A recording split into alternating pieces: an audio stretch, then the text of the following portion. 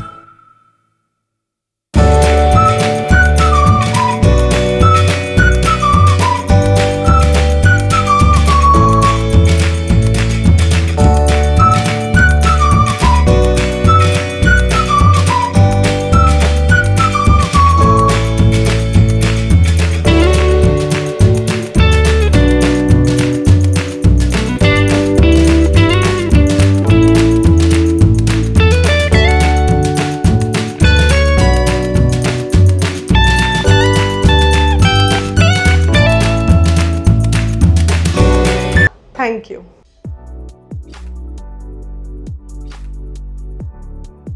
Hello everyone, welcome back with अक्सीरा education में doctor Akanksha Sharma.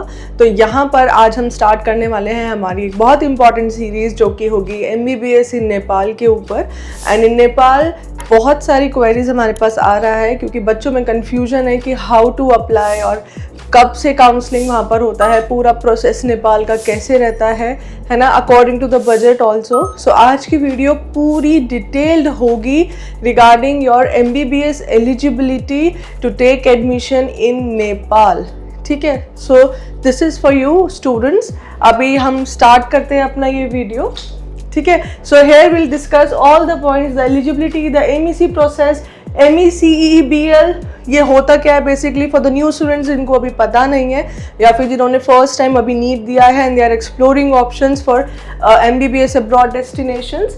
And NEET का रूट कैसे रहेगा यहाँ पर, fees, top colleges and all NMC approved universities. Okay, so first of all students में नेपाल का ट्रेंड क्यों है, नेपाल यहाँ पे क्यों चूज किया जा रहा है, is just because of India like education. जैसे आप इंडिया की किसी भी यूनिवर्सिटी से MBBS करते हैं, so the same level is there in Nepal also. ठीक है, नेपाल में भी आपको सेम करिकुलम, सेम प्रोसेस मिलेगा।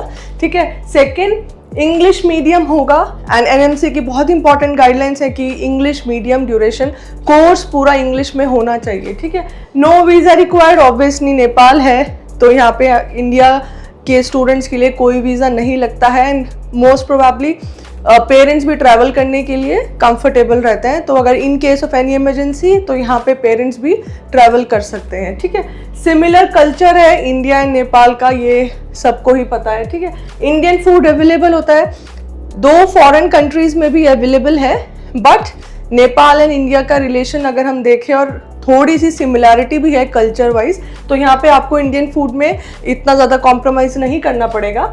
हाई क्लिनिकल एक्सपोजर, एंड मैंने बता ही दिया है अगर हमारी इंडिया जैसा यहाँ पे करिकुलम मेंटेन किया जा रहा है तो यहाँ पे आपको क्लिनिकल एक्सपोजर भी सेम देखने के लिए मिलेगा। एंड NMC भी अभी बहुत स्ट्रिक्ट हो रखा है क्लिनिकल एक्सपोजर को लेकर, तो यहाँ पे आपको डरने की बिल्कुल ज़रूरत नहीं है।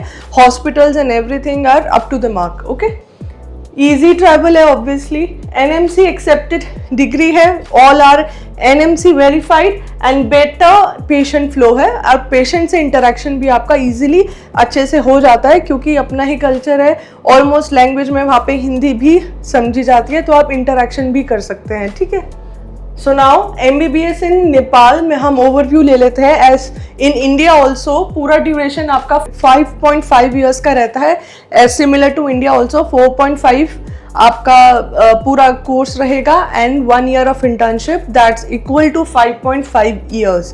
ठीक है, तो पूरा इंडिया जैसा करिकुलम रहेगा, इसमें हमारा जो होता है वो इंटर्नशिप इंक्लूडेड है। ठीक है, मीडियम इंग्लिश रहेगा as I told. Entrance exam अब यहाँ पर होता है, इसको हम पूरा डिटेल में भी मैं आपको समझाने वाली हूँ। Medical education commission MEC Nepal, ठीक है, यहाँ पर किसी भी स्टूडेंट का एडमिशन MEC के थ्रू होगा।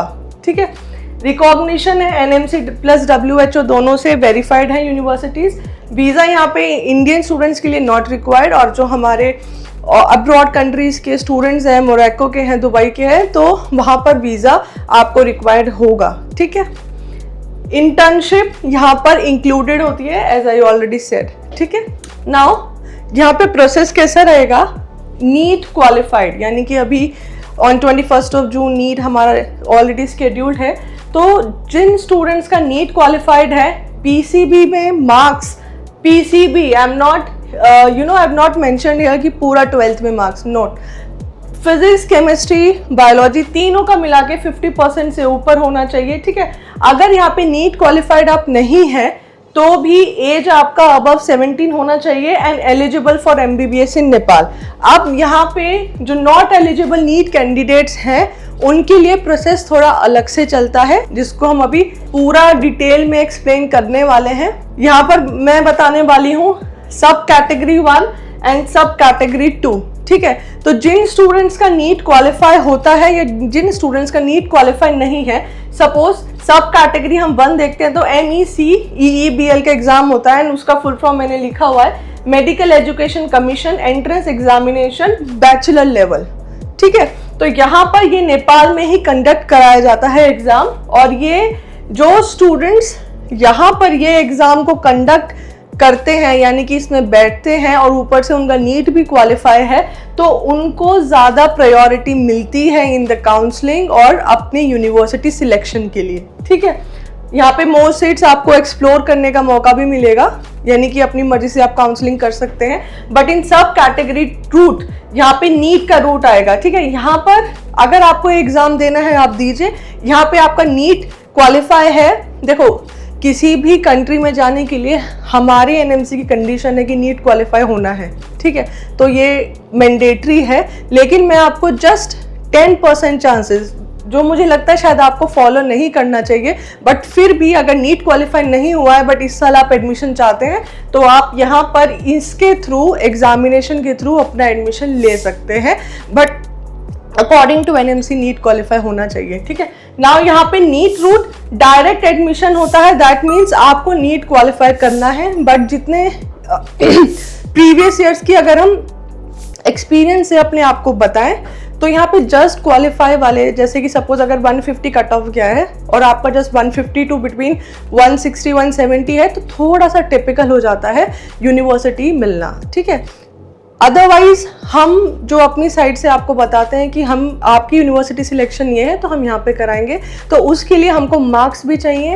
एंड जनरली जो नेपाल में एडमिशन लेते हैं तो हम उन स्टूडेंट्स को इंसिस्ट करते हैं कि आप नीट में एटलीस्ट अबव 200 स्कोर कीजिएगा, सो दैट दोनों चीज़ें ईजिली आपको अवेलेबल हो जाए, ठीक है। तो यहाँ पे फिर भी लोअर प्रायोरिटी मिलती है। अगर आपने नीट क्वालिफाई किया है एंड आप इस एंट्रेंस टेस्ट में भी बैठे हैं, तो आपको बहुत ऑप्शंस मिलेंगे, आप जहाँ जाना चाहते हैं आपको वो चांसेस आपके बढ़ जाते हैं यूनिवर्सिटी मिलने का, ठीक है। यहाँ पे लोअर प्रायोरिटी इसलिए होता है क्योंकि सब कैटेगरी 1, अगर इस कैटेगरी 1 के बाद सीट्स वेकेंट रहती हैं तो वो ट्रांसफर होती हैं सब कैटेगरी 2, जो होता है नीट रूट, सिर्फ नीट के बेसिस पे सिलेक्शन, ठीक है। आई होप आपको समझ आ रहा है। अदरवाइज कुछ भी प्रॉब्लम है या कोई एडिशनल क्वेरी है तो आप हमें कमेंट्स में बता सकते हैं एंड हम वहाँ पे आपके लिए अवेलेबल रहेंगे 100%, ठीक है। तो यहाँ पे MEC की काउंसलिंग का स्टेप्स कैसे है, फॉरेन सब कैटेगरी 1, जो अभी सब कैटेगरी 1 हमने बताया था, थ्रू देयर नेशनल एग्जामिनेशन, ठीक है, MECC का एग्जामिनेशन होता है। रिमेनिंग सीट्स यहाँ पे बचता है तो फॉरेन कैटेगरी यानी कि नीट स्टूडेंट्स के लिए सब कैटेगरी 2 में जो सीट्स बचता है उसमें आपका एडमिशन लिया जाता है। तो अगर आपकी प्रायोरिटी सिर्फ MBBS इन नेपाल है तो टाइमली आप अगर यहाँ पे भी अपीयर होना चाहते हैं तो that will be another level of, मतलब आपको अनदर लेवल की प्रायोरिटी मिलेगी अपने यूनिवर्सिटी सिलेक्शन के लिए, ठीक है। अदरवाइज नीट में आप थोड़ा अच्छा स्कोर कर लीजिए तो भी वेकेंट यहाँ पे रहता है सीट्स, एडमिशन हो जाएगा। एक बार आप सजेशन ले लीजिएगा हमसे कि कौन सी यूनिवर्सिटी कितनी रैंक पर और कितने मार्क्स पे आपको वेरीफाइड, मतलब आपको मिल सकती है, वेरीफाइड है, वो आप सजेशन ज़रूर लीजिएगा, ठीक है। Now moving on to the fees comparison, अगर आप नेपाल में गवर्नमेंट की तरफ जाते हैं तो ऑलमोस्ट 40 to 55 lakhs का बजट लेकर चलिएगा। यहाँ पे ये fees and hostel and all थोड़ा वो सब बजट में इंक्लूडेड है, आपके पर्सनल एक्सपेंसेस और वो सब यहाँ पे इंक्लूडेड नहीं है, ठीक है। सेमी गवर्नमेंट अगर आप देते हैं तो 50 to 70 lakhs, प्राइवेट अगर आप जाते हैं तो 60 to 90 lakhs आपका जाएगा। एंड प्राइवेट में अभी बहुत ट्रेंड में वहाँ पर मणिपाल चलता है, बट फिर भी मैंने आपको ओवरव्यू दे दिया है तीनों यूनिवर्सिटीज़ का, ठीक है। So that's it, thank you for patiently listening to this video of mine, और ऐसे ही फर्दर अपडेट्स के लिए हमारे साथ बने रहिएगा। आपको जिस भी कंट्री में जो भी वेरीफाइड यूनिवर्सिटी की चेकलिस्ट चाहिए, आप हमको कमेंट सेक्शन में ड्रॉप कीजिए अपनी क्वेरी, और हम बिल्कुल आपके सामने वो क्वेरी रिजॉल्व करेंगे जहाँ तक हमसे हो पाएगा। एंड ऐसे ही अपडेट्स के लिए हमारे साथ बने रहिएगा। स्टे कनेक्टेड विद अक्सीरा, stay connected with doctor Akanksha. Thank you.